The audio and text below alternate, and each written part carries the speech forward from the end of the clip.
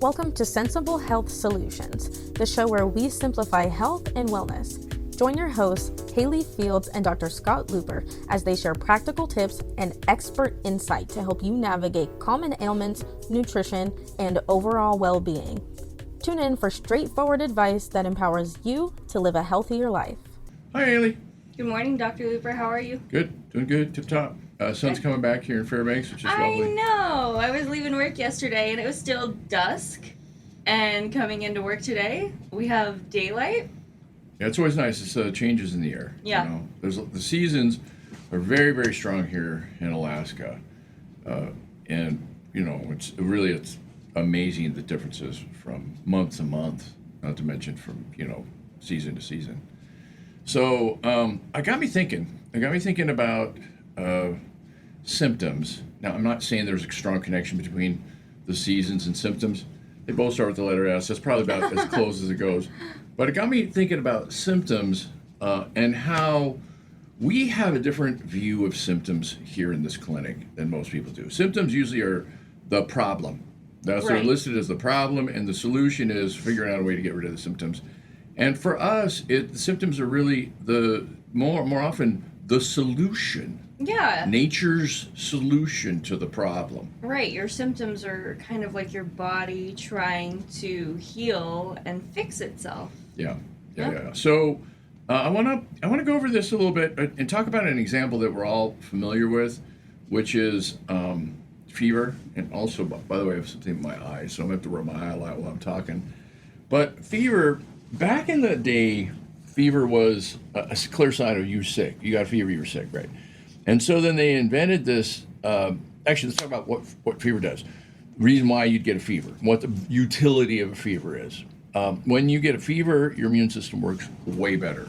Not twice as good, not 3 times as good, about 10 times as good. It's almost like a switch is flipped.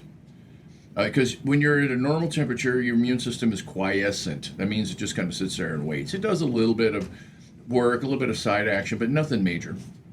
And then if you get some sort of infection and it really needs to kick into gear, then one of the ways your body triggers this is like, okay, everybody, focus. We're going to do this thing. It cranks the temperature up. You get a fever, and then suddenly everybody's going at it hammer and tongs, fixing like crazy, fighting, doing whatever your body needs to do to get over the infection. And you're miserable. You don't want to do anything. You don't want to get up. You just want to lay and feel horrible. And so that's really turns out to be a beneficial thing because you're not using any energy to do anything else other than get better. Right. Now, back in the late 1800s, they invented this drug called aspirin. Kind of reinvented, because aspirin had already been around. Salicylic acid, which is what aspirin is, was around in the form of willow bark. Willow bark had been known since caveman days. If you chew willow bark, it tends to knock fever down. It blocks some of the mechanism that triggers the fever.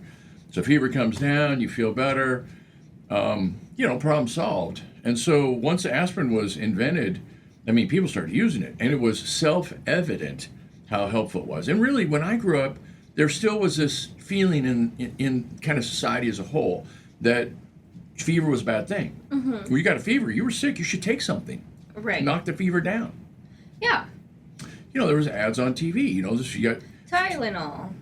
Well, they invented newer things to knock fever down because aspirin turned out to have a nasty side effect of putting holes in people's stomachs. Yeah. It doesn't necessarily, kill everybody who takes it. Because then, no one would ever take it. But if you took enough of it over a long enough period of time, you'd get some kind of gastritis from it. Or if you took really high levels of it, it'd damage your kidneys. It could damage your ears. It could cause you to bleed too much. There was a bunch of side effects with it that you're using too much. So they came up with alternatives to dial down the side effects. But aspirin still is used today. It's still effective. It's something that you could take to knock down pain and fever. Fever comes down as well. Now, one of the things, it took a while for us to figure this out, but once we got rid of fever, it turned out that our immune systems didn't work as well. Yeah, duh. Of course. But here's the thing about immune systems. They have a lot of excess capacity. You could shut a part of them down, and they still have plenty of, bandwidth to be able to fight off the infection, and people would survive. So you knock the fever down, you feel better, and you still get better. Uh-huh. Unless you needed every scrap of bandwidth that you had. And then, so some conditions are more serious, more life-threatening than other conditions, like COVID. Mm-hmm. Or back in the day, back in the early 20th century, the Spanish flu, so-called Spanish flu. It actually didn't come from Spain, but that's another story. The Spanish flu, which killed millions of people. Now, it's speculated, now we'll never know for sure because we can't go back and do the research, but it's speculated that one of the reasons why the Spanish flu was so deadly is because they had recently, within a few decades, and invented aspirin, it was widely available. And so people took aspirin to combat the fever. They decreased the effectiveness of the immune system slightly. Sure. Maybe more than slight, significantly. Okay. And so people died. They needed that extra that they got from the fever. And then they all got, not all of them died. Other ones got, brain damage or other problems from the way the virus affected them. They had all kinds of side effects. Same story with COVID. It's not like everybody gets COVID, you either die or live. There's all kinds of people who live, and yet they have these long-term sequelae from the COVID. It's just always the same story with these things. Okay, so fever is helpful. When we shut fever down, we feel better. People live anyways, except for some people die because they needed that fever. And so now, years later, 100 years later, we figured this out. And now it's commonly known. You should not shut down a fever. If you go to the doctor now, the doctors say, no, you need a fever. Well, in, infants and young children, what I know is that you need to keep the fever down. So you do need to give them medication. Is that the same instance for adults? And if it is a health risk to let that fever spike, then... It is. There is a health risk. So if a fever gets above 103 in infants, that's a high fever, and then they got a chance of getting seizures. Yep. Not every kid with a 103 fever will get a seizure, but some do. Enough to where you should keep it below 103. Now, should you keep it, to 98.6 or 99? No. What you really want to do is you want to let it run 102, 101, somewhere around there. And that's where you're going to get your best effects, because it's a safe fever, and yet it's fever enough that it stimulates your immune system so that it'll fight off the infection better. And so that's the happy zone. So where we're at right now is, thank goodness we have brains. We don't have to just let this thing run automatically, because automatically you can either run too low or too high, and will. Mm-hmm. Not to say always. Most of the time it'll dial in just perfectly. But it has the potential of, the system itself is self-regulating, and sometimes it's not sentient, right? It's not like there's a computer in our head that runs things, right? It's more just reflex. And sometimes reflex doesn't do it right, and you get these side effects. I mean, you can actually get a fever high enough, above about 105, you can actually get brain damage. I mean, you literally can take some serious damage from the fever, because when you get hot enough, it starts breaking your cells down. So there's a limit to how much fever we should have. And as human beings, and doctors especially, we should be aware of this, the fever, keep an eye on it, and then dial it down appropriately so that you get the maximum benefit, the minimum downside to it. And that's where we're at on this right now, which is the symptom is useful. The utility of the symptom has been well recognized, commonly understood. Now, I'm not saying there isn't people in the world who still think fever is the enemy and they take something for it, but those people are becoming less and less common, more and more common, particularly in the leaders of society in terms of health, otherwise doctors, nurses, and other practitioners, know that fever is useful. Okay? So we're getting this consciousness change about symptoms. Okay, we're good on that, right? We talked about fever. Right. Okay, now let's talk about depression. It's the same. Interesting. Yeah, you wouldn't think. You think, well, depression's bad. I mean, what good is there in depression? Depression was this horrible, debilitating thing, and then people just suffered with it until in the 90s, they invented these, or late 80s, they invented these selective serotonin reuptake inhibitors, become commonly available in the 90s. Uh-huh. And that basically knocked depression down. You take a pill and you feel better. Uh-huh. And this is great. I mean, what's wrong with that? Just like the betterment of society. Nope. It's the same story again that we got with fever. Turns out that the depression, even though it's uncomfortable, has a utility. That there is a benefit that comes from depression. Yeah, you look at me like I'm crazy. Benefit be? Okay. Now let's think for a second. Feelings. Yeah. Why the heck do we have feelings? What possible use could feelings be? I mean, my brain does math fine without feelings. I could wash the dishes without feelings. I can mow the lawn without feelings. I mean, what the heck is these feelings here? I mean, all they do is torture me. Right. Exactly. Right? Yeah, feelings are horrible. I mean, I'd rather not have them. Except for, no, turns out they're useful. The unpleasantness a lot of time correlates to the usefulness of the feelings. So the thing with feelings is your brain, sussing, whatever the word is, where you scan the environment and you put together patterns, and then you recognize something's not right, and then your brain, in its wisdom, presents that something is not right to you, and you get this feeling. Sometimes it's subtle, and sometimes it's the opposite of subtle. It's in your face. The degree of intensity associated with degree that your body, your brain in particular, thinks that, hey, this is an important thing for you to pay attention to. Yeah. Okay, let me give you a simple example. You're going along, and it's dark, and you're in the forest, and you hear a twig crack, right? And then suddenly you're washed over with anxiety. Why? Because you're alone in the woods. Because there's danger. Yeah, there's a threat. Your brain, Right. in its wisdom, all on its own, mind you, not that you're doing anything. It did this completely independent of you. Assessed there's a danger here. There's something about the smell in the air. Or you read that thing in the book, right? Or maybe it happened to you 3 years ago and you were in a similar situation. And your body goes, wow, this is the same thing we did before. Click, boom, you get a feeling. And that feeling is fear. Now, if it's slight, we don't call it fear. We call it apprehension. We call it worry. We call it anxiety. We call it dread, maybe. There's some kind of like subtlety to it, or not so subtle. All the way, we could progress all the way to sheer terror. And again, what our brain is doing is saying there's danger. I'm sorry, I have the danger, Will Robinson. I saw Lost in Space recently, so that comes into my head, right? Yeah, like that. Danger, there's danger. Right. And so your body, becomes more alert. Your blood sugars go up, your blood pressure goes up, your body takes blood from your digestive system and puts it towards your muscles and your brain and your heart, and so you're in better shape to be able to survive. You're awake, you're alert, you're engaged, your chance of survival just went up. Right. Right, so there's a utility in this fear thing. So what's the utility with depression? Because to my understanding, depression isn't a motivating emotion. It depresses you. It No, it makes is. you feel like Au you're contraire. incapable. No, that it can be. Now, fear is also a demotivating feeling in the right situation. There are people who collapse Right. under fear. They become incapable of taking action. Right? That's a possibility. Oh, It yeah. either motivates you to work or it shuts you down. Fawn so it's or intense. freeze. Yeah. Yeah, right. Same thing with all the emotions.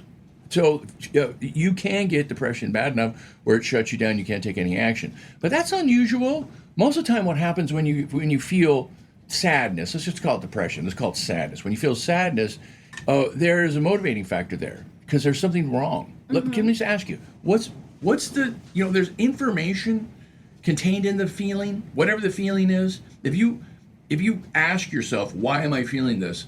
A lot of times it'll bubble up, the actual thing that you're Right, afraid of. yeah. It's because I heard that crack and there's a smell in the air of some kind of danger. Or with sadness, it's not so obvious what that information might be, but there is information there. In fact, let me just ask you, you got an idea what that might be? What basic information does sadness contain? Some sort of unhappiness. You're unhappy with. No, wait. Simpler than that. Something is missing. Right. That's the information. Something that should be there isn't. It's an absence of something that should be there. So my dog is missing. My dog died. Now I feel sad. I feel the absence of my dog. Right? Right. My favorite knife got lost in the woods, and now I wish I had it, and you feel sad over the loss. I mean, I'm picking a bonehead thing here, but Normally it's some kind of, It needs relationship. something, yeah, bigger. Yeah, but there's a missing. That's what sadness basically is. There's a missing. Yeah. The bigger Or picture. an anger that things aren't the way that you want them to be. Well, that's another feeling, and that's another. Anger is different. Anger is not something's missing. Anger is something is wrong, something is unjust, something is out of place. There's a relationship between all three of those statements. They're basically something is wrong, Right. and I don't like it, and so you feel anger. So anger is another category. Fear is another category too, and you can make an argument that fear underlies all the other emotions, but you got to stretch pretty hard to really Yeah, isn't connect that it. what Yoda said? Something like Yeah. that, right? I mean, if you really get super deep and super philosophical, in a more of a practical way, fear is something's threatening you, anger is something's out of place or wrong, and sadness is something's missing. It's serious. When you go through your life and you feel sadness, next time you feel sadness, you don't take my word for it. Just stop for a second and ask, why do I feel this way? And what will happen is it'll come up. You'll think something's missing. I feel sad because I wish I was with my family at Christmas. Right. Right? Or my friend moved away. Again, something's missing, fill in the blank, something's missing. Okay, so now what happens with that feeling? Typically what happens is you think, I need a new friend. I'm going to get in a plane and fly and go be with my family. Talk about motivating, it's highly motivating. Right. Yeah. Usually the severity of the feeling is the degree to which the motivation happens. Now where it becomes unmotivating is when there's no solution. You're in misery and you see no way out, and then you decided to collapse. Now that's definitely a breakdown. So let's look at it as a symptom, like fever. Is there a utility in fever? Yes, it helps your immune system work better. Is there a utility in the symptom of sadness? Yes, it motivates you to correct a problem, to go out and find another one, to engage, to do this thing where you're building. mixing it up, right? In life, and you're motivated to go out and take chances, to go to the dance, and stand there and find somebody to dance with, right? Yep. Where does that motivation come from? A lot of times because something's missing. There's a thing, I'm going to go out and do something to fix this situation. I picked dance because that's like the most horrific thing I could think of. Yeah, we don't do dances in Fairbanks, Alaska, really either. So, but They do exist. They're not that popular. And it turns out depression is rampant. Yeah. And people are isolated in their lives. People are isolated. I think that's the biggest thing that depression is causing depression, and this facade that our devices are creating this connection. It's not the type of connection human needs. We need actually in-person Pseudo connection, yeah. Yeah. It's less than what you're looking for. It's a connection, so it's better than nothing, but it's not what you want. There still is this missing, and so you feel the missing. Yeah. Right? Yeah. There it is. And so it makes you sadder because it's not the actual real connection that you need. You need to be in person. You need to be able to read micro movements in another person's face, or read their body language, or feel their warmth, or feel their energy. Pheromones, right? There's a bunch of stuff. All Yeah. kinds of things that go. There's a humanity in touch, right? Right. That comes. Yeah.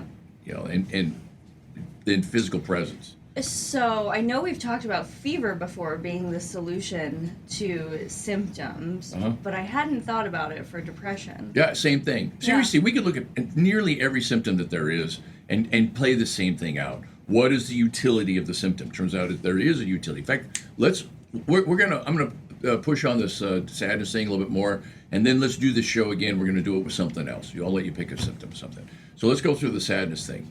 Okay, so you feel sadness.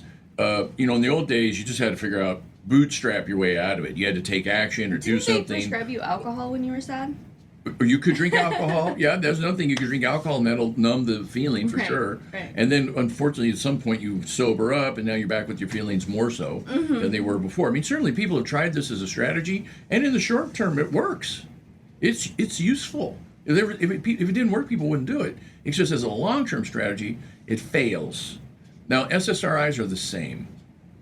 What happens is, in the short term, they work.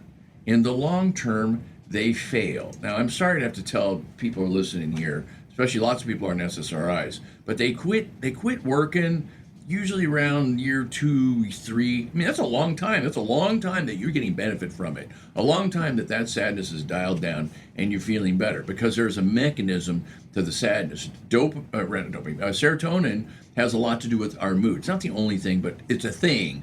And if serotonin levels are up, we feel good. We feel confident. We feel, we feel better.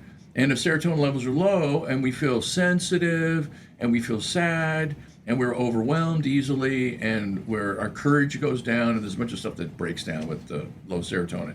So if you can figure out a way to get serotonin levels up that's real, then you feel better. Mostly what it turns out to be is take action. Go put yourself in situations where you can triumph. And boy, serotonin comes in thick. Right. You go to the dance and you become the most popular person at the dance. You're a dance god, right? Woohoo! I feel good, right? Let's do this again. I mean, I don't know. It's an extreme example there, but serotonin's going to be flowing, freely. Big time. Right. So now, if you take a SSRI, which is a selective serotonin reuptake inhibitor, what you're doing is you're blocking the reuptake of serotonin. Normally, we put serotonin out and then we pull it back in.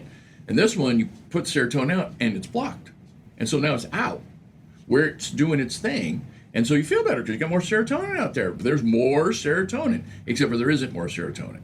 There's the same amount of serotonin, it's just that it's out rather than in. Yeah. In the short run, you're going to feel good about this. But eventually, it disrupts the recycling of serotonin. And you, in fact, eventually come up short. Because since you can't reabsorb it, all you can do is make it. And the system's really not designed for you making it new every time you need it.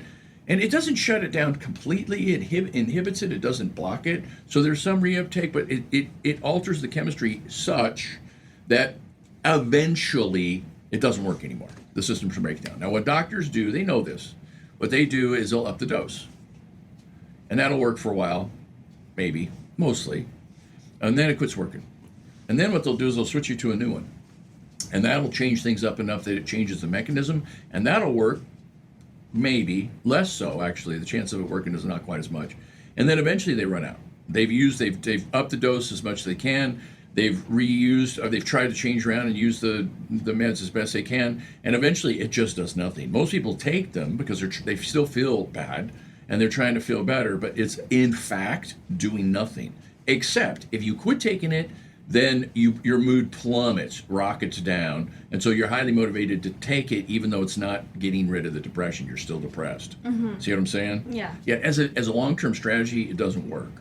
Now, as a short-term strategy, it does work because it can take the edge off. If you're one of those people that's overwhelmed with sadness, where you are shut down, you literally can't do your life. You can't work, or you can't be in relationship with somebody. Holy moly, we got to do something to lighten this thing up so you can go out and do something, get a life as a temporary measure, and then we wean you off it.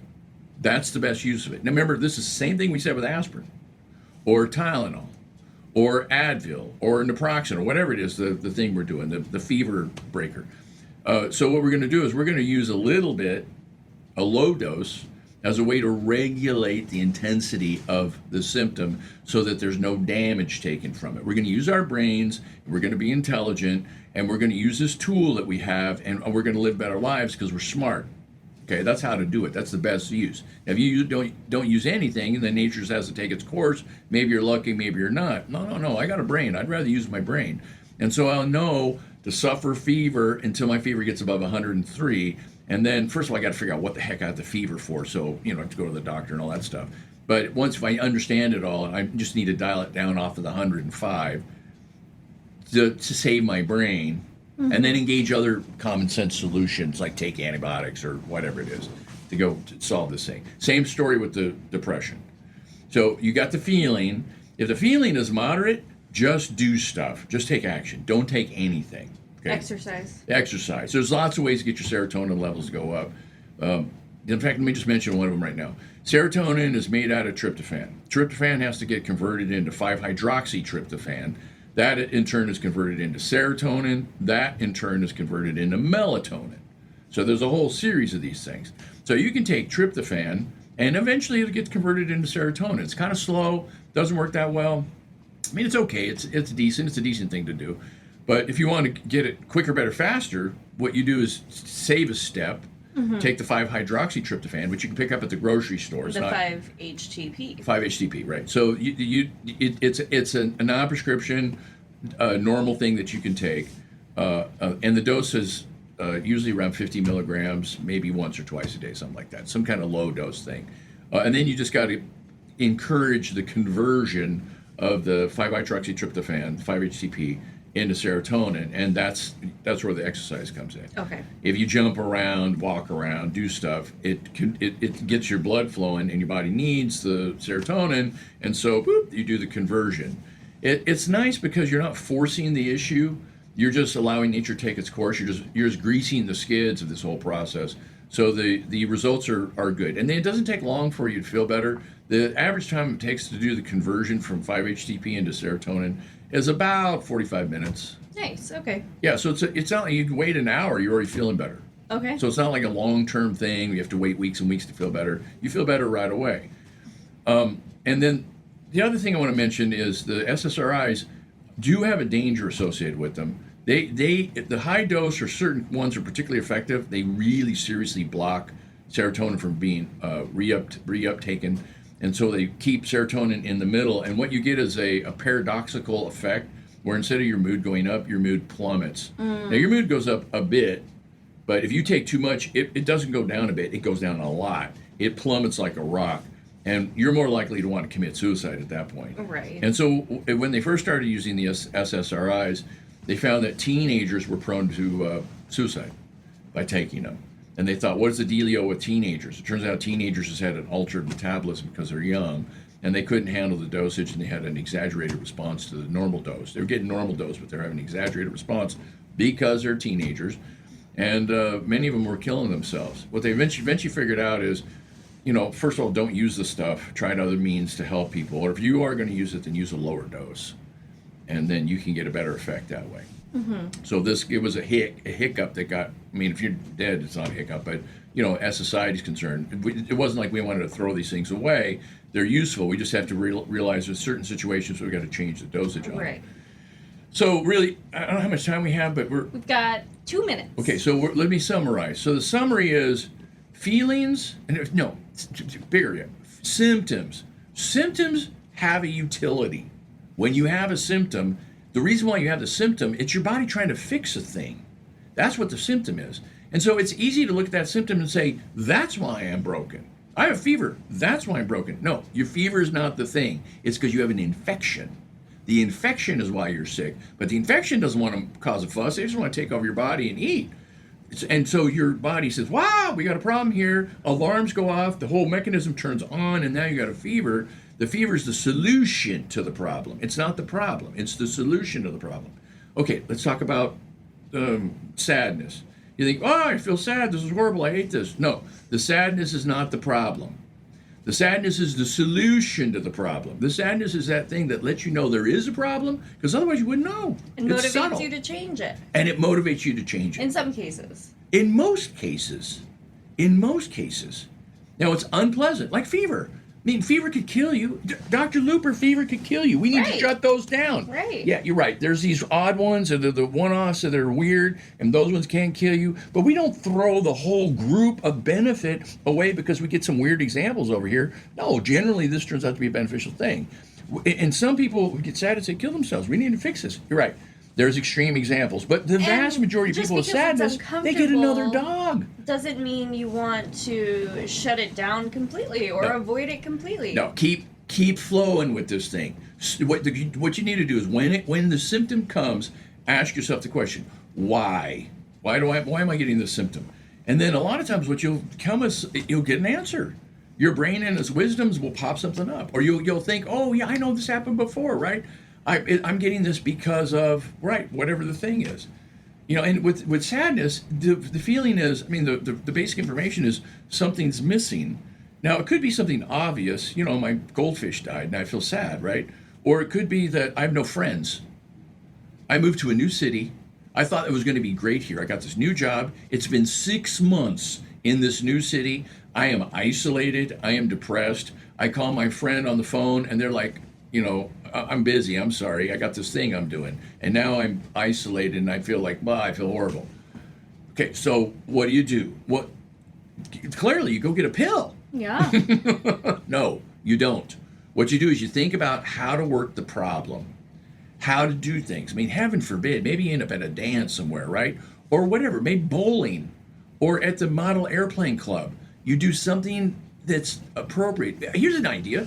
go sit with a counselor. Yep. Run the ideas back with them, and they'll Therapy. say, I seen this back in '04, and it turns out the guy, he liked to build airplanes, and we got him in this club. Now he's happy as clam. Yeah. He's got too many friends. And exercise. You need people for exercise. Oh yeah, and the too. exercise thing. Yeah. Right. Dr. Looper, I think that's all the time we have today.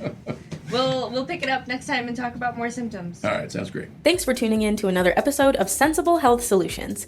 We hope you found today's discussion enlightening and packed with practical tips to enhance your wellness journey. Remember, small changes can lead to big results. If you enjoyed the episode, don't forget to subscribe and leave us a review on your favorite podcast platform. Your feedback helps us bring you the best content possible. Stay connected with us on social media for more health insights and updates. You can find us at Sensible Health Solutions across all social platforms. Until next time, stay sensible and stay healthy. This content is for informational purposes only and is not a substitute for professional medical advice, diagnosis, or treatment. Seek medical advice from a healthcare professional for any medical conditions.